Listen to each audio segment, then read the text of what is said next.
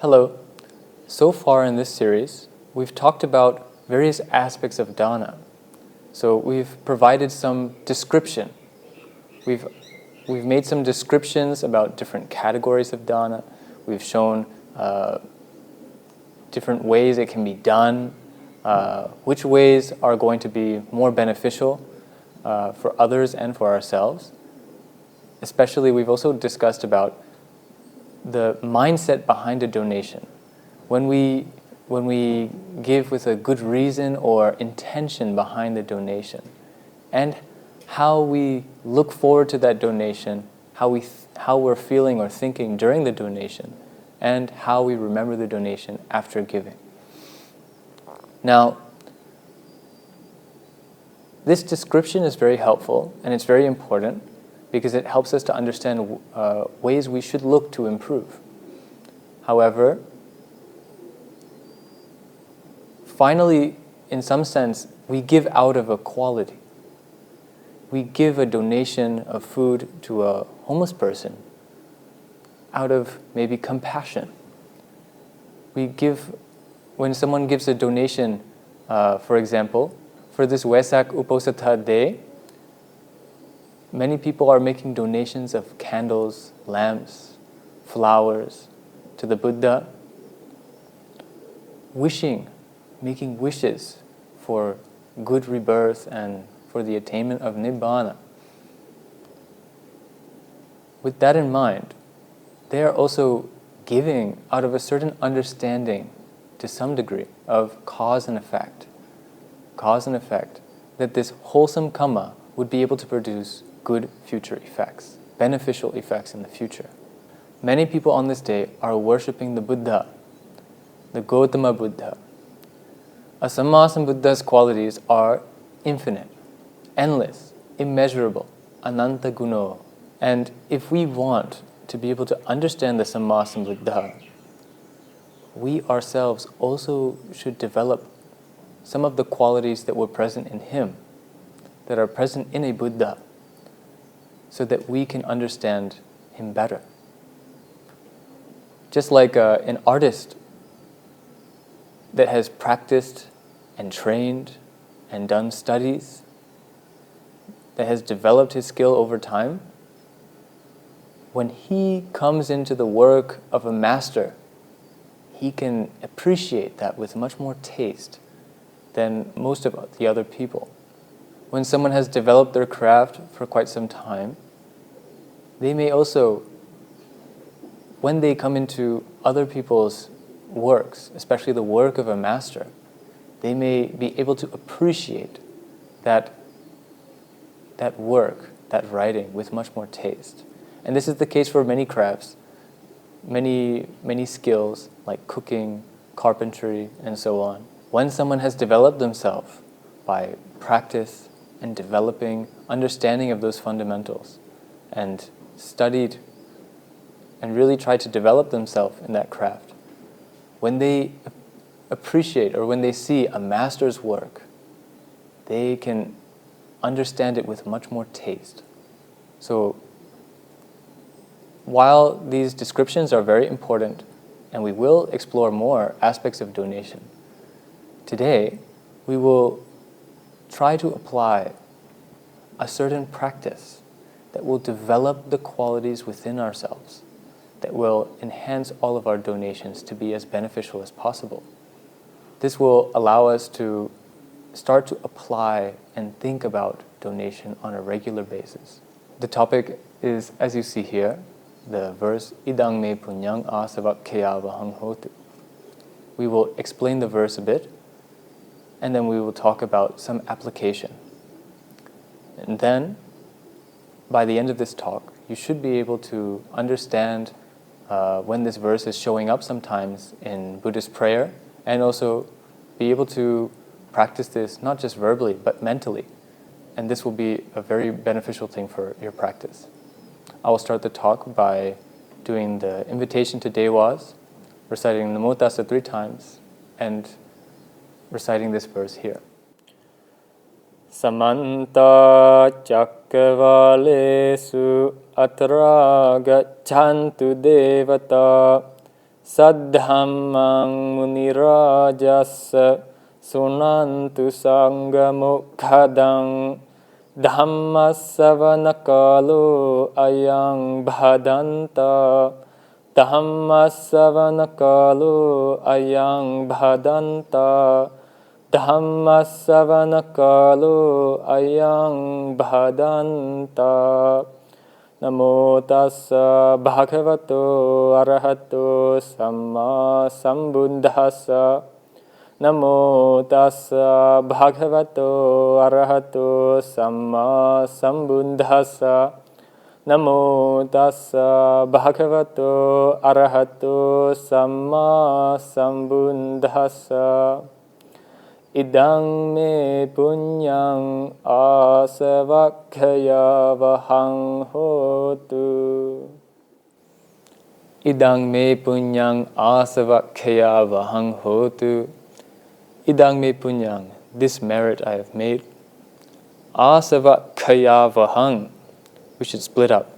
Asavakkaya and avahang, 2 words here. And then we can split it up further. Asavakkaya. Asava-kaya. Asava is a word to refer to certain defilements. In English, it has been translated as fermentations. But we will cover asava in the next slide. Kaya is destruction. So asava-kaya is the destruction of the asavas. Avaha is the causing of, the bringing of. So idang me punyang asavakkaya vahang hotu. May this merit be for the destruction of the asavas, these defilements. Now, asava are fourfold. Asava includes kama asava. Kama asava is the greed for sense-based pleasures. Ultimately, it is lobha. Lobha, in order for us to understand lobha, greed, we should have some understanding of cetasikas, mental factors. Now, as you see me, you are taking some object. As you hear my voice, you're taking some object. Your mind is taking an object. This is chitta. Vijnana is taking an object. However, when we experience an object, it is never just the object by itself. We have a full experience. There's a contact with that object. There's a feeling that we get as we experience that object. We have some intention as we come in contact with that object. Even when it's a very hot day, if it's very hot outside, and you were to go into an AC room and feel that relief, an AC car or something, then what happens is, as you feel that relief, even though actually when you think about it, this is just temperature, this is a change of temperature. However, that change of temperature in your body, with that change of temperature in your body, you feel some pleasure, you feel some kind of bliss. So even though technically your mind is taking temperature as an object, there's a feeling that accompanies that, a type of comfort or happiness. When we experience anything, we also have varying feelings at a given time, sometimes less obvious, sometimes more obvious. And it's not just feeling. There are various emotions that arise in the mind, various emotions that arise in the mind. So, lobha is also one of these. When someone has a strong attachment, for example, if someone looks at a certain car at a car show, or if they see some clothes that they want, or if there's some delicious food that they're interested in, especially if they're hungry, then what happens is they may look at that object with a certain greed or a certain attachment. So it's not just the taking of an object of color. in their mind stream we may find at some point there is also greed arising. Not just the taking of an object, but accompanying the taking of an object, there may be greed and other mental factors arising. Bhavasava is the greed for jhana and Brahma existences. So together, Kamasava and Bhavasava are both, in their ultimate manifestation, in an ultimate sense, they are lobha, greed. Then we have Ditthasava. Ditti is also a mental factor. We will not be discussing it in this video. However, in brief, Ditti is the wrong views, is the defilement of wrong views about the world. Some people may hold that this body, that material forms are the self, and various other views. Such wrong views would be due to the defilement of Ditti. Then we have Avidyasava. Avidyasava is ignorance, the asava of ignorance. Ignorance is, in its ultimate sense, moha. Ignorance, avidya, covers the true nature of the world. Because of ignorance, we see suffering as happiness and pleasure, impermanence as permanent, and we also see something that is not the self as the self. Now, when someone wishes to destroy these defilements, they are wishing for the attainment of Nibbana. When we have destroyed, eradicated these defilements so that they will never arise in our mind stream again, we destroy any possibility for future rebirth. So this refers to the realization of Nibbana. In order to attain Nibbana, we must eradicate these defilements. Now, defilements can exist on various levels. They can exist on the level of our physical and verbal actions, which may be more obvious a lot of the time. They can exist in our conscious thought, when we're thinking about something that we want, our mind is wandering. They can also exist now on a more latent, deeper level. This latent level can be understood if I give the example of a cat, a well-fed house cat living a peaceful life. A lot of cats like this, they look very calm, peaceful, tranquil. And yet, even though they may have no need to ever do anything but sleep, they may, upon seeing a mouse, suddenly have an obsession for murdering it. An obsession for murdering this mouse, even just for fun. So, we have to understand here, why is that? Why is it also sometimes people seem quite peaceful? We may feel quite peaceful, but when an object comes, when certain objects come, suddenly defilements may arise in our mind. Because on a latent level, these defilements are there. Avidya and tanha, these two defilements, exist in beings on a latent level, even if they do not actively have an unwholesome mind at a given time. There are yogis, meditators, who spend years without having any greed or anger, that spend years just enjoying their meditation, their meditative bliss, and living a very austere life sometimes. Yet, they may on a deeper level still have this avidya and tanha. If someone is not an arahant, they have this avidya and tanha.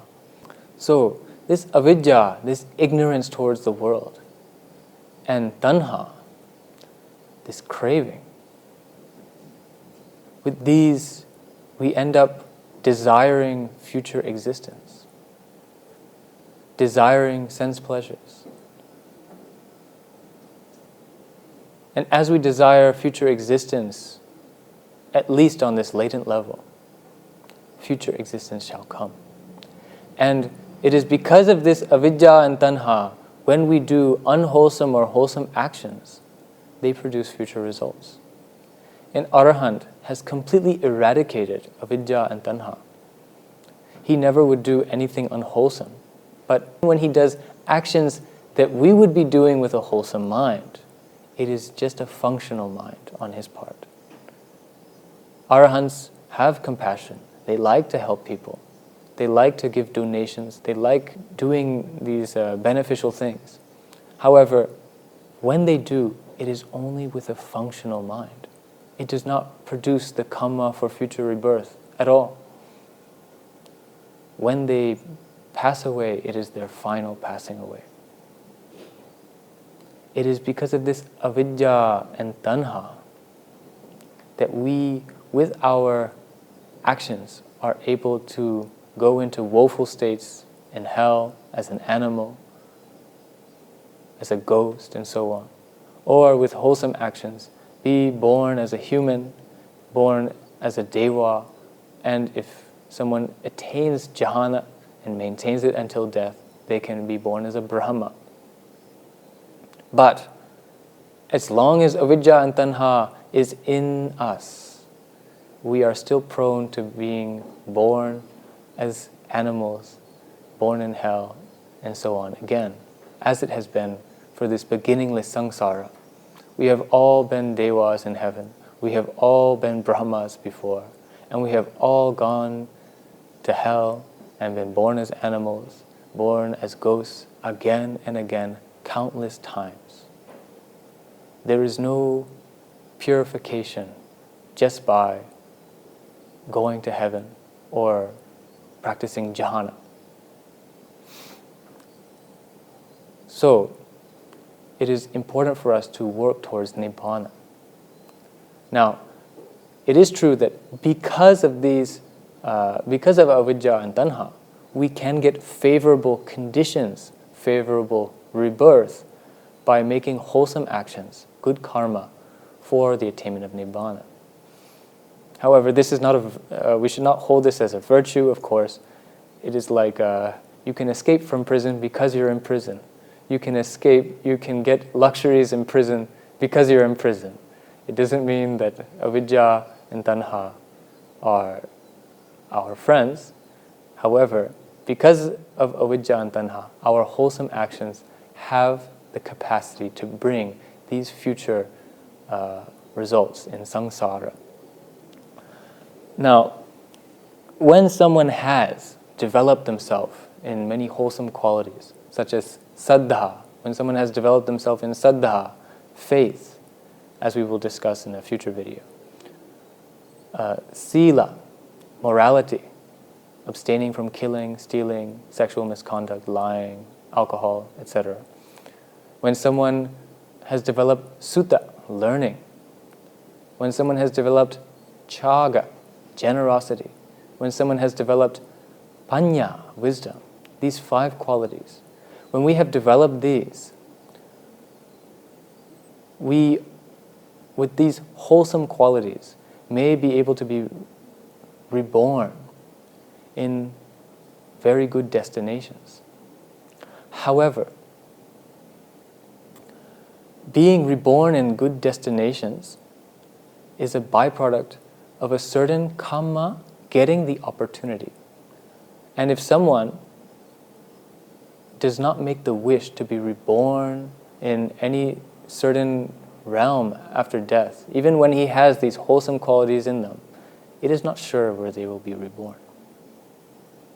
If someone actively develops himself, for example, if we're practicing meditation, we're practicing sila, if we're doing good deeds, helping others, making donations, then when we wish to be reborn as such and such a human in a rich family or in heaven and so on, when we wish for those specific existences, it is possible for us to get that. Our destination can become fixed. However, many people without consideration, they may develop these qualities. They may do these wholesome actions without making any wish. Then what happens is his destination is unfixed. Also, when in this beginningless samsara, we have surely done a lot of donations, practiced a lot of morality in the past as well. It is beginningless. So it is actually not sure which karma will get the result sometimes. So at the time of death, if someone has not developed these 5 qualities, it is unsure where he will end up.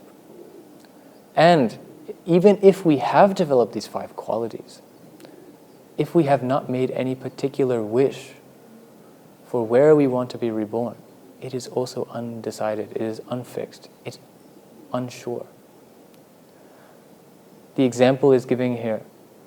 Yatha hi akase kitta dando aggenava majjenava mulenava nipatissati niyamo nati. Kitta dando is a stick thrown into the sky. So a stick thrown into the sky, we won't be sure where it will land. If it will land on its tip, on the flat part, on the base of it. We don't know from where it will land on the ground. So there may not be any certainty for us. So when we make a donation, or when we do merits and develop these qualities in ourselves, we want to be born in the favorable conditions for our growth, our spiritual growth. So it is suitable to decide to be reborn in the suitable family for me to practice and attain Nibbana. Sometimes this kind of wish can be a benefit for someone to attain Nibbana even. If someone does not make any wish whatsoever, then it is unsure where they will be reborn. Now, we should understand here, if someone has avidya and tanha, even though we make wholesome merits, we have this latent craving for further existences. And so, without making any aspiration for spiritual growth, without deciding for these merits to be for a specific outcome, it is unsure. And at the same time, even with someone having these 5 qualities, and even if we don't have them in this present life, in this beginningless samsara, we have definitely made incredible merits. We have done many donations, we have meditated. In our past lives, we have definitely attained jhanas before. All of us. However, even with that, there is avidya and tanha latent within us. There is a craving for sense pleasures, for Brahma existences, for jhana within us. There is a craving for that, a desire for that. So, even if we don't make a wish, we should understand, actually, these merits still produce future rebirth for a reason. It has been explained in the Paṭipadāsuttavaṇṇanā commentary, which we have here. The Buddha explains what is the wrong practice. And he says, avidya paccaya saṅkhāra, saṅkhāra paccaya viññāna, etc. Now, just to clarify, here, avidya, as you know, is ignorance. Saṅkhāra can refer here even to our wholesome deeds of when we're making donations, when we're keeping sila, when we're practicing meditation. This can be included here. So the question is raised in the commentaries. So is even punyabhi saṅkhāra, anenjabhi saṅkhāra, these saṅkhāras which produce merits, are these saṅkhāras also the wrong practice. The Buddha also teaches the right practice as avidya nirodha, saṅkhāra nirodho, saṅkhāra nirodha, viññāna nirodho, etc. And so the right practice is also clarified in the commentary. You see here, sabbang tang vatta pakkhiyang vatta si santi vatta si satta miccha Paṭipadāva hoti. All the merits, all the things that we do, wishing for further existence in samsara, wishing for samsara. Vata refers to samsara, the round of rebirths. Whatever we may do, even if someone were to practice meditation, to attain jhanas, to attain 5 psychic powers, whatever. If it is still with this wish for samsara, it is the wrong practice. And if someone does not even make the wish for nibbana, well, they have a latent wish for something. And on the other hand, we have sabbang tang vivatta pakkhiyang vivatta nissitang vivatta pakkhikatta samma Paṭipadāva hoti. This means that all that we do, all the wholesome deeds we do with the wish for nibbana, vivatta, for freedom from the rounds of rebirths, all of that, even if someone donates a handful of leaves, if someone donates a handful of leaves to someone, honestly, and he wishes to attain nibbana, he wishes for this merit to be a support for him to attain nibbana, this is the right practice. Because this merit can be a condition, can be a support for him to one day attain nibbana. However, in this beginningless samsara, sure, there have been incredible merits made again and again, but if a donation, if morality, if meditation is not practiced with the intention to attain nibbana, how can it lead to nibbana? It may indirectly be a condition for nibbana somehow. It may indirectly lead us to favorable conditions. Someone may practice jhana, wishing to become a Brahma, and when he learns about vipassana, when he practices vipassana, he may excel in it.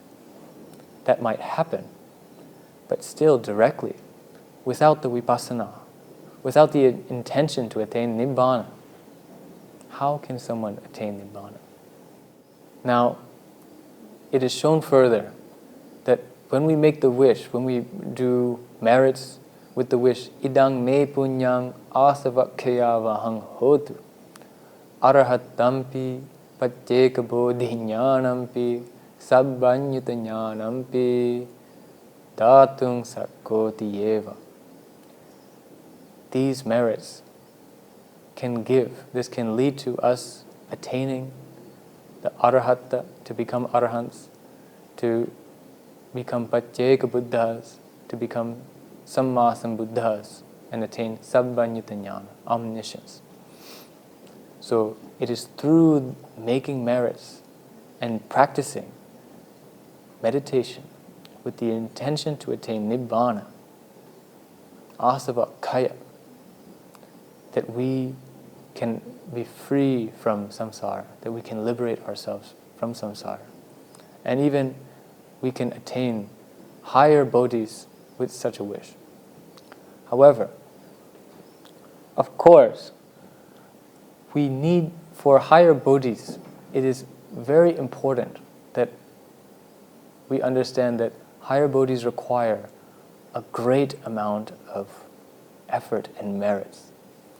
So you may have heard something similar to idang me punyang bodhiñāna sapaccayo hotu. Something along those lines. There are a few different versions. Here, bodhiñāna refers to enlightenment. So, idang me punyang bodhiñāna sapatyo hotu, may this merit be a condition for enlightenment. And there are some who wish to attain a higher knowledge. Normal arahants that attain nibbana under a Buddha, we generally may call them arahants. However, there are some that wish to develop themselves to a higher level. Some wish to self-realize one day. In order to do that, they should practice meditation diligently. They should make great merits with the wish. Idang me punyang pacceka bodhiñāna sapaccayo hotu, if they only wish to become a pacceka Buddha. That is to say, to merely self-realize without teaching others. This still requires an immense amount of practice. However, pacceka Buddhas, when people make offerings to them, people make incredible merits, even more than when people offer to normal arahants. And, of course, as many people are worshipping a Sammasambuddha Gautama, Buddha Gautama, on this Vesak day, the best individual as a receiver for donations, for worship, for respect, is the Buddha. Buddhas are the most worthy individuals of respect. Idang me punyang sabbanyutañānasa paccayo hotu is how some may make the wish for attaining Buddhahood, omniscience. This requires, while making donations with this wish is also, this can be a condition for such attainment. This requires immense work over countless lives, immense sacrifice of wealth, of body, of life, again and again, over countless lives, saving people's lives, even at the cost of one's own, again and again, working, helping, teaching, at the cost of all kinds of things, again and again, over countless lives. We cannot measure how much sacrifice a Buddha has made. That is why Buddhas have endless qualities, immeasurable qualities. They develop themselves to the highest level at all costs. And so, on this Vesak day, it is very suitable for those who have not already done this before, and those who already do, for whatever merits they make, to make the aspiration for Nibbana. Even listening to a Dhamma talk, as the mind is very fast, countless minds arise and perish. And with countless wholesome minds arising, an immense number of wholesome minds arising, listening to the Dhamma or teaching the Dhamma, we can understand an immense amount of merits can be made during that time. So in order to put this in practice, immediately we can recite together, as shown here. Idang me punyang asavakkaya vahang hotu. Idang me punyang asavakkaya vahang hotu. Idang me punyang asavakkaya vahang hotu. And I should also make it very clear, this is not just a verbal thing. It is not just about verbal recitation. Mentally, we wish to attain Nibbana. When we do good actions, when we remember our past good actions, it is beneficial and suitable to wish for the attainment of Nibbana. And this can also develop a certain quality within ourselves. Because as we understand this cause and effect, how our actions produce future results, and we combine this with the intention to attain Nibbana, we are developing a quality of working towards Nibbana with our actions. And we're also developing this cause and effect, this attention on cause and effect, that can propel us to practice dana, sila, bhavana more and more. So this quality can be developed as we make merits again and again with the wish to attain Nibbana. Now, there are also devas that like to rejoice in the merits people make. So, having made these merits today, maybe also share these merits with the devas. Ittavata ca amhehi sampatang punya sampadang sambe deva numodantu samba sampatti siddhya. Ittavata ca amhehi sampatang punya sampadang sambe bhuta numodantu samba sampatti siddhya. Ittavata ca amhehi sampatang punya sampadang sambe satta numodantu samba sampatti siddhya. And for all those past relatives, our past relatives, may we share merits with them, may they rejoice and benefit as much as possible.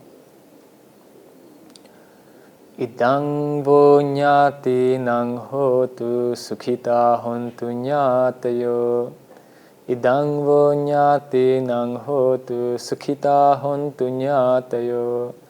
Idang vo nyati nang hotu sukhita hontu nyatayo. And with all the merits we have made, by sharing merits with the devas, with our past relatives, and by listening and teaching the Dhamma, may we make the aspiration for Nibbana. Idang me punyang asavakkaya vahang hotu. Idang me punyang asavakkaya vahang hotu. Idang me punyang asavakkaya vahang hotu. Samba dukkha pamunchatu. Sadhu.